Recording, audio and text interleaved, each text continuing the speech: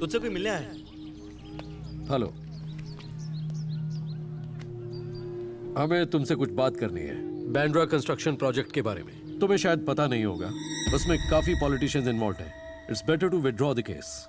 बताओ बदले में क्या चाहिए? पार्क मुझे चाहिए। देखो मेरी बात मानो, अपना इरादा बदल लो। जब बात नेचर को बचाने की हो तो उसके आगे मैं अपने आप की भी नहीं सुनता। एमएलए तो ठहरा जाहिल आदमी, आप तो पढ़े लिखे लगते हैं। अब ये नहीं पता कि पढ़े लिखे हैं या भाड़े का सूट पहन के आए। बात सिर्फ जॉगर्स पार्क की नहीं है, बात उन 213 पेड़ों की है जो इस पूरे शहर को ऑक्सीजन देने का काम करते हैं। So do not disturb DND। Trust me, this MLA is a very dangerous man. मर जाएगा वो।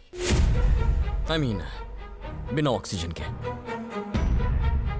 जाकर एमएलए को समझाओ प्रकृति और पेड़ हमारे लिए कितने मायने रखते हैं। उसका भेजा थोड़ा स्लो चलता है, तुम पूरा दम लगा लो, लेकिन वो पार्क तुम्हारा कभी नहीं होगा।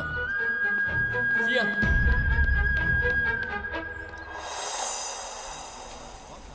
समंदर और आपके बीच का रिश्ता एक माँ और बच्चे की तरह है।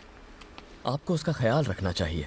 मानता हूं आप ज्यादा से ज्यादा मछलियां पकड़ना चाहते हैं, लेकिन ज्यादा मछलियां पकड़ना भी हानिकारक हो सकता है। पर्यावरण की भलाई इसी में है कि आप जरूरत के हिसाब से मछलियां पकड़ें। अगली बार समंदर में जाने से पहले एक बार आपस में चर्चा कर लीजिए कि उस दिन आपको कितनी मछलियां पकड़नी है। मैं MLA देश पांडे का भाई हूँ। कल मछलियां पकड़ने आपके साथ मैं भी चलूंगा, तभी बात कर लेंगे। क्या हुआ, गले में खराश है? पार्क को लेके तेरे ऊपर मेरे भाई का दिमाग बहुत सटका हुआ है। तेरे भाई की सटके तेरी सटके या किसी और की, मुझे कोई परवाह नहीं। सोच अगर कुदरत की सटकी तो क्या होगा। तुझे आइडिया नहीं है भाई को गुस्सा आया तो तेरे साथ क्या होगा। तेरे टुकड़े टुकड़े करके समुंदर में फेंक देंगे। अब कैसे समझाऊं तुझे? मेरे भाई, आकाश, वायु, धरती, ये समंदर, इनके गुस्से के आगे कोई नहीं टिक सकता।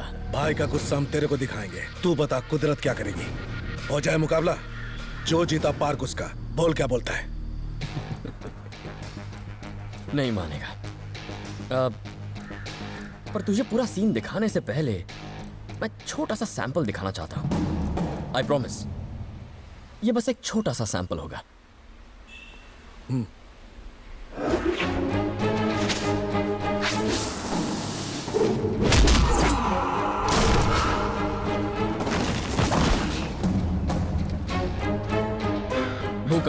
भूकंप के बारे में तो सुना ही होगा। ये कुदरत का ही एक हिस्सा होता है। ये मेरा सैंपल था। अब पूरा सीन देखोगे?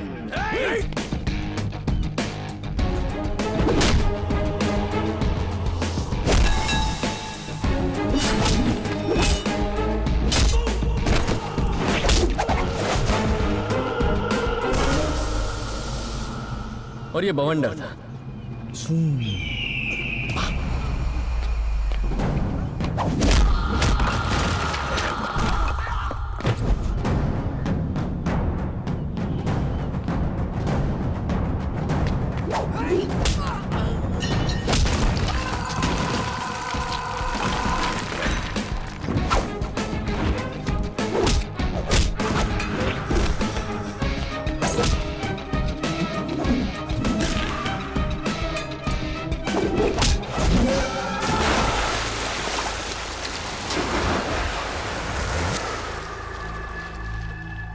एक और खतरनाक चीज है, सुनामी। लहरें ऊपर उठती जाती हैं। चल एक कोशिश करते हैं तुझे ऊपर उठाने की।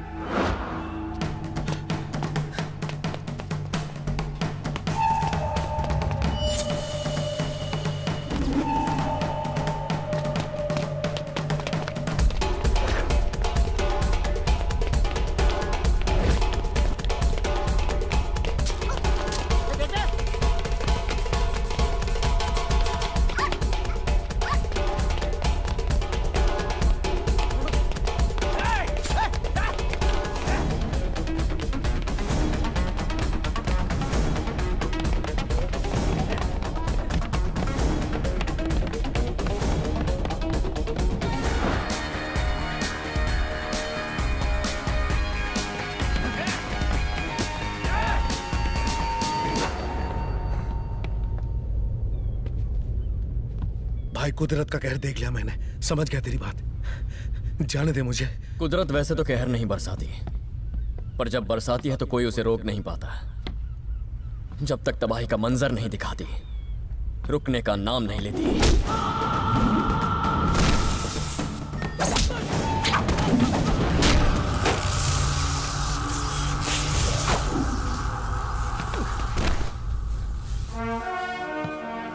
मैं भाई को जाके बता दूंगा कि तुमसे उलझने का नतीजा क्या होता है। मुझसे नहीं दोस्त, कुदरत से उलझने का।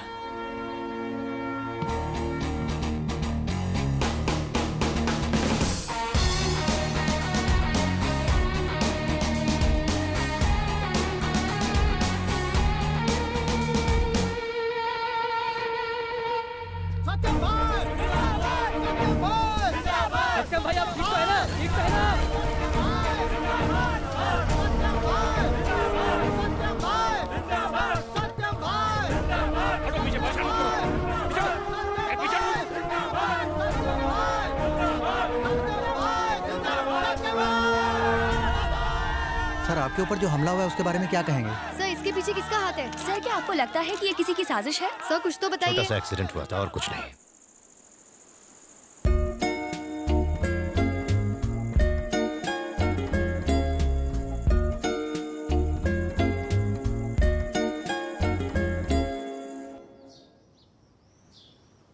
दिया,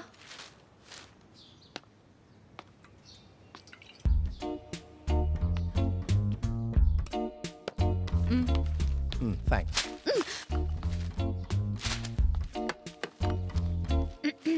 तुम्हारे लिए एक रिश्ता आया है दिया। मेरी कलीग सुनंदा है ना, उसी का बेटा है। खुद का बिजनेस है उसका, दिखने में भी अच्छा है। और अच्छी बात तो ये है कि वो भी तुम्हारी तरह नेचर का दीवाना है आनंद। अगर तुम कल फ्री हो तो मैं उन्हें घर बुला लेती हूँ, तुम उनसे मिल लेना। सिर्फ कल ही नहीं, मैं पूरी लाइफ फ्री नहीं हूँ। मैं इसके साथ बहुत बिजी हूँ। बोलो ना, इन्हें बताओ। तुम अगर प्लांट लगाओगे तो मैंने कहा था कि उन्हें पाल पोस के बड़ा करने की जिम्मेदारी मेरी होगी, कहा था कि नहीं? हमने फैसला किया था कि हम समंदर का नजारा देखते हुए अपनी सारी जिंदगी साथ में बिताएंगे। बताओ इन्हें। हमने ये सोचा था कि अगर लड़का हुआ तो उसका नाम प्राकृत रखेंगे और लड़की हुई तो उसका नाम प्रकृति रखेंगे। बताओ इन्हें कि मैं तुम्हारी जिंदगी हूँ।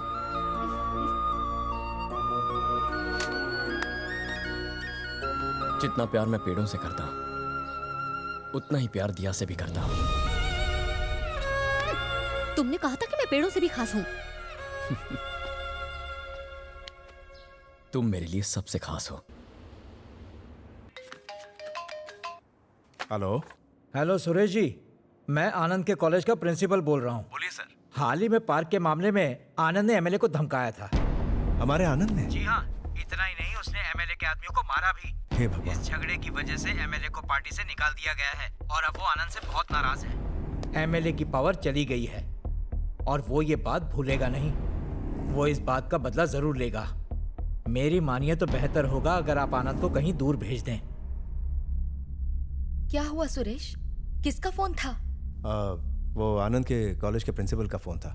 उसने कुछ लोगों से मारपीट कर ली है।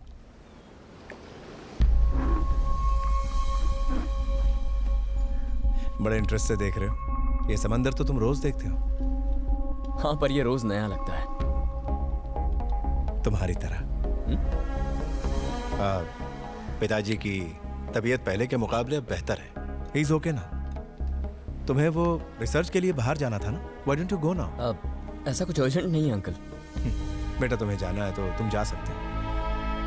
आज या कल का प्रोग्राम बना लो। टिकट्स बुक करके मैं तुम्हें बताता हूँ।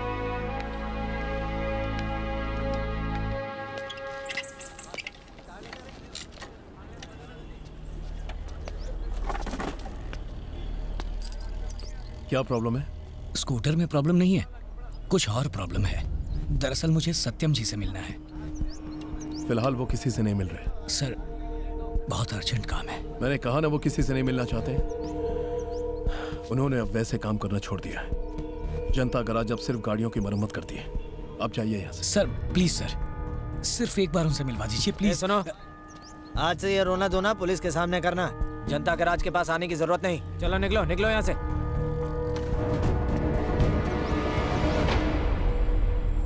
सुनो, कौन था? भाई वो आदमी वेस्पा के स्पेयर पार्ट्स के लिए आया था।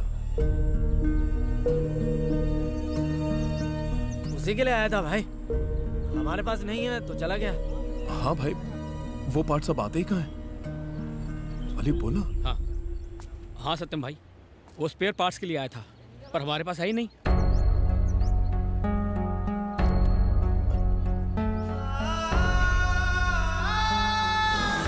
भाई भाई भाई भाई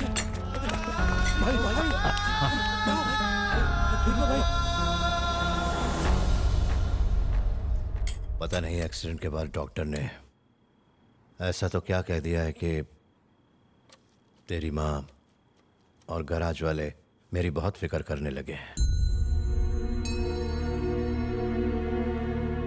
जनता गैराज में जो लोग मदद मांगने आते हैं उन्हें मुझसे मिले बगैर ही वापस भेजा जा रहा है। वो लोग आखिर ऐसा क्यों कर रहे हैं? मेरे लिए वो लोग उतनी ही अहमियत रखते हैं जितना कि उनके लिए मैं। उम्र के इस पड़ाव पर आकर मुझे लगता है कि काम थोड़ा कम कर देना चाहिए मुझे। पर दिल की बात कहूं तो जब जनता गैराज से लोग खाली हाथ बिना मदद के लौट जाते हैं तो पता है, जिंदा होने के बावजूद लगता है जीते जी मर गया।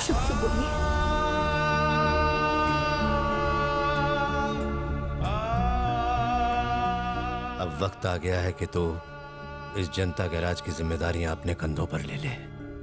कौन सी जिम्मेदारियां? गाड़ियों की मरम्मत की या लोगों की मरम्मत की? ऐसे कह रहे हो जैसे कोई बहुत बड़ी पॉलिटिकल पार्टी या कोई बड़ा बिजनेस सौंप रहे हो।